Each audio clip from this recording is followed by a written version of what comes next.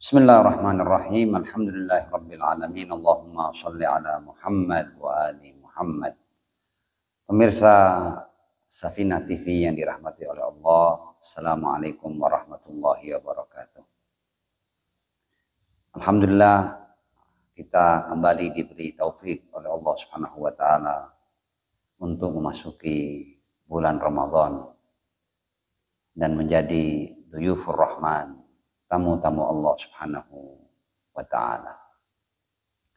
Bulan Ramadan adalah bulan yang penuh berkah, penuh dengan hidangan langit, hidangan rahmat, hidangan barakah, dan hidangan maghfirah dari Allah Subhanahu wa ta'ala.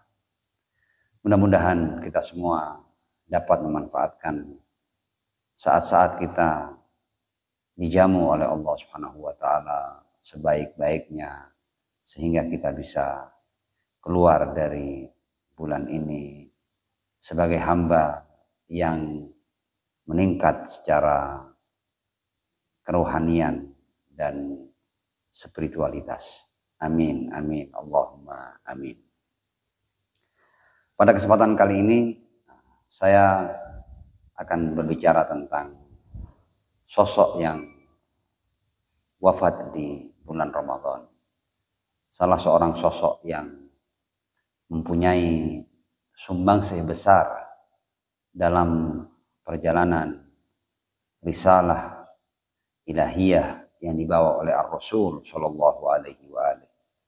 Sosok itu tidak lain adalah istri tercinta beliau, Sayyidah Khadijah binti Khuwailid alaihissalam. Di Al-Quran terdapat ayat yang berbunyi, walladzina awaw wa nasaru ulaika humul mu'minuna haqqa. Ayat ini hendak bercerita dan menjelaskan tentang siapa sebenarnya para mukmin sejati itu. Ditegaskan dalam ayat ini bahwa orang-orang yang memberikan perlindungan, memberikan pertolongan dan pembelaan adalah orang-orang mukmin sejati. Walladzina awaw wa nasaru ulaika humul mu'minuna haqqa. Bila kita berbicara tentang perjalanan risalah yang dibawa oleh Ar-Rasul Shallallahu Alaihi Wasallam, di awal-awal kita mengenal sosok-sosok pionir dalam hal memberikan perlindungan, pertolongan dan pembelaan kepada Ar-Rasul Shallallahu Alaihi Wasallam. Salah satunya adalah Sayyidah Khadijah alaihissalam. Kita juga bisa mengangkat nama seperti Maulal Muttaqin, Amirul Mukminin Ali bin Abi Thalib alaihissalam. Dan kita juga bisa mengangkat nama seperti halnya Abu Thalib alaihissalam. Mereka adalah para pionir dalam memberikan dukungan, perlindungan dan pembelaan kepada Ar-Rasul sallallahu alaihi wasallam. Ada orang-orang yang mendukung, membela Ar-Rasul Shallallahu Alaihi Wasallam. Tapi di era setelah Islam jaya, setelah Ar-Rasul Shallallahu Alaihi Wasallam mendapatkan kemenangan, pembelaan itu adalah sesuatu yang berharga. Tapi jauh lebih berharga adalah pembelaan dan dukungan ketika Ar-Rasul memulai dakwah di awal. Dan nama-nama yang saya sebut tadi adalah para pionir dalam memberikan dukungan, pembelaan dan perlindungan kepada Ar-Rasul Shallallahu Alaihi Wasallam. Sayyidah Khadijah alaihissalam, Sayyid Abu Thalib, Imran ibn Abdul Muttalib alaihissalam, dan putra beliau Maulal Muttaqin Amirul Mukminin Ali bin Abi Thalib alaihissalam. Mereka adalah para pionir yang mendukung, membenarkan, membela, mempersembahkan jiwa raga mereka dalam rangka mendukung dakwah Ar-Rasul sallallahu alaihi wasallam. Sayyidah Khadijah, sejarah mencatat dan tak diragukan bahwa beliau adalah termasuk wanita pertama yang beriman kepada Ar-Rasul sallallahu alaihi wasallam. Dalam sebuah riwayat dari Ibnu Abbas, beliau berkata, "Awwalu man amana bi Rasulillah sallallahu alaihi wa alihi minar rijal Aliyun alaihi salam." Dari kalangan laki-laki, orang pertama yang beriman kepada Ar-Rasul adalah Ali bin Abi Thalib alaihi salam. Wa minan nisa, dan dari kalangan wanita adalah Khadijah ridwanullah alaiha. Sayyidah Khadijah tidak hanya beriman, tapi dia mendukung, membela, memberikan seluruh yang mungkin dia berikan untuk Ar-Rasul sallallahu alaihi wasallam justru di hari-hari pertama dakwah dan risalah beliau sallallahu alaihi wasallam. Sayyidah Khadijah mendapatkan makom yang sangat tinggi. Kalau kita hendak berbicara tentang makom Sayyidah Khadijah alaihissalam, digambarkan bahwa Sayyidah Khadijah memiliki manzilah aliyah, ya, kedudukan yang sangat tinggi, sehingga para malaikat yang muqarrab sekalipun cemburu dan iri atas makom Sayyidah Khadijah alaihissalam.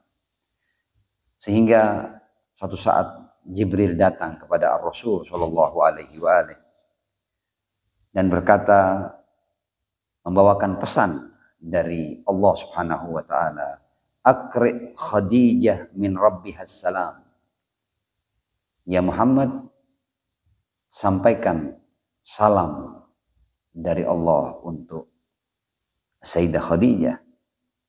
Faqala Rasulullah sallallahu alaihi wa alihi, kemudian Ar-Rasul menemui istrinya Khadijah dan berkata, "Ya Khadijah, hadza Jibril yukri'uki min rabbikis salam." Jibril datang dan menyampaikan salam dari Tuhanmu. Sayyidah Khadijah kemudian menjawab, "Allahus salam wa minhus salam wa ala Jibril assalam." Allah adalah assalam, darinya assalam, dan atas Jibril assalam. Ar-Rasul sallallahu alaihi wa alihi ketika berbicara tentang Sayyidah Khadijah alaihissalam, beliau pernah berkata seperti ini, "Afdhalun nisa'i ahlil jannah Khadijah binti Khuwailid wa Fatimah bintu Muhammad wa Maryam bintu Imran wa Asiyah bintu Muzahim imra'at Fir'aun." Ar-Rasul ketika berbicara tentang wanita-wanita penghulu ahli surga, Ar-Rasul menyebutkan 4 nama wanita. 4 nama itu adalah Khadijah binti Khuwailid, Fatimah bintu Muhammad, kemudian Maryam putri Imran, dan Asiyah putri Muzahim istri Fir'aun. Berbicara tentang peran Sayyidah Khadijah alaihissalam, peran itu bisa kita simpulkan secara sederhana dalam 2 hal. Peran yang pertama adalah at-tasdiq wal iman. Sayyidah Khadijah adalah orang yang membenarkan dan mengimani Ar-Rasul sallallahu alaihi wasallam. Adanya orang yang menerima dakwah, mengimani dakwah Ar-Rasul di saat-saat awal adalah sesuatu yang luar biasa bagi Ar-Rasul sallallahu alaihi wasallam.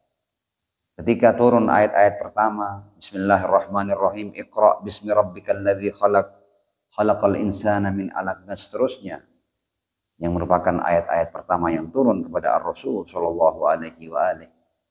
Dan ketika Ar-Rasul bercerita kepada istrinya Khadijah alaihissalam, Khadijah tanpa basa-basi mengimani wahyu yang turun atas suaminya Muhammad bin Abdullah sallallahu alaihi wasallam, sehingga dikatakan faqad amanat bihi Khadijah indama kafara bihin nas.